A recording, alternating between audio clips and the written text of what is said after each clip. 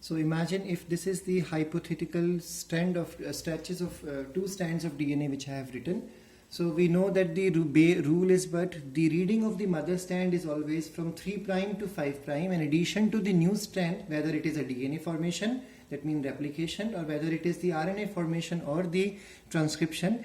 The reading of the old strand is from 3 to 5, and addition is always from 5 to 3 strand. So if the reading starts from this end, CTAGCTA,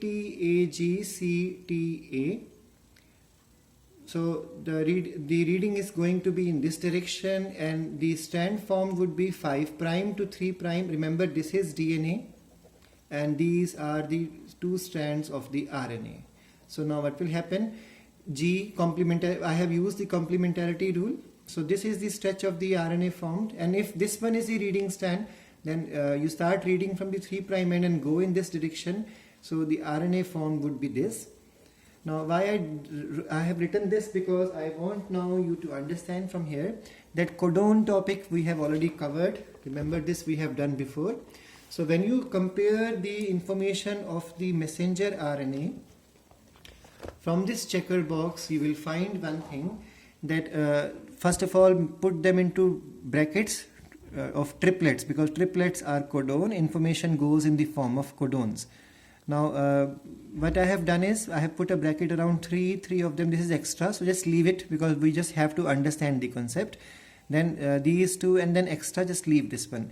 So when we go through this, what we find is when you read, reading of the DNA from 3 to 5, reading of the messenger RNA will be always from 5' to 3'. That means whenever protein formation has to occur, reading of the messenger RNA will not be 3 to 5, but it will be 5 to 3. That means DNA is always read in 3 to 5, whether to form DNA, whether to form RNA, but RNA is always read from 5' to 3'. I'm talking about messenger RNA, because it will carry the message for protein formation. So messenger RNA reading is always from the 5' to 3'.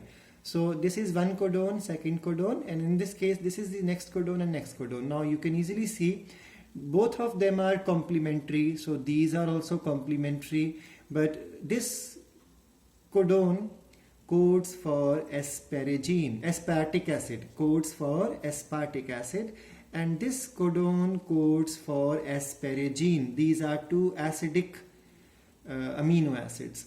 Now this one will code for isoleucine, neutral, and GAU will code again for aspartic acid and acidic. Now though both of them are complementary, they do not code for same amino acids, or you can say they do not code for same proteins. That means though the genetic information is complementary on both the strands to each other, they will code for different types of protein. Let me quote again from here. If both strands are copied, then they would code for the RNA molecule with different sequences. Consequently, sequence of amino acids of the two proteins synthesized will also be different. This would complicate the genetic information transfer machinery. I hope this point is clear, that both the strands are complementary. Complementarity does not mean identical.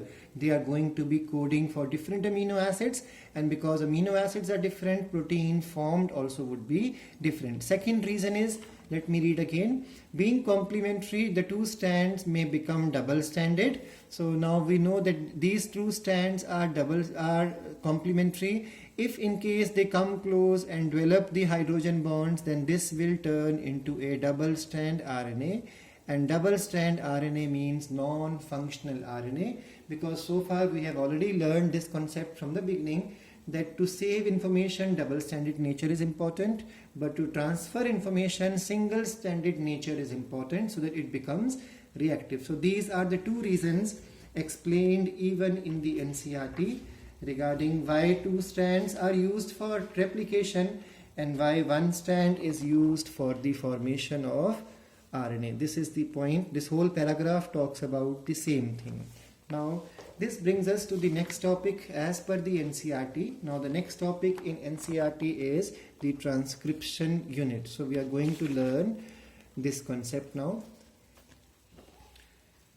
Transcription unit consists of three structures in the DNA. The three structures are promoter, structural gene, and terminator. So there are three regions of the DNA which come together, which are if present together, you can call that structure as a transcription unit. Now, in the few minutes back, we learned one point, that in replication, full length of DNA is read. And in the case of transcription, only a stretch or only a segment of the DNA is read. So what is that segment called as? Transcription unit. So only this much of DNA would be read to form the messenger RNA or RNA, not the full length of DNA. So how much strength or how much segment of the DNA should be read? That is between promoter and terminator. So how much length of DNA has to be read to form a piece of RNA or a single strand RNA? Then the answer would be, answer is transcription unit.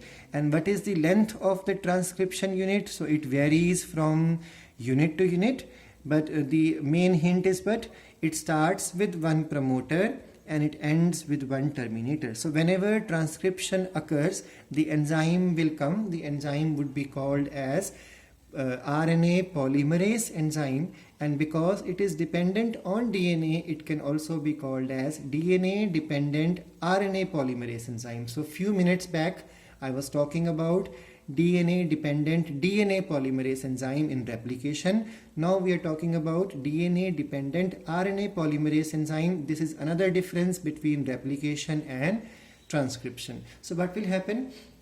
The two strands of the DNA in the structural gene form a transcription unit, as the two strands have opposite polarity, and the RNA polymerase enzyme, DNA dependent polymerase enzyme, also catalyze polymerization in only one direction. So reading is from 3 to 5 and addition is from 5 to 3.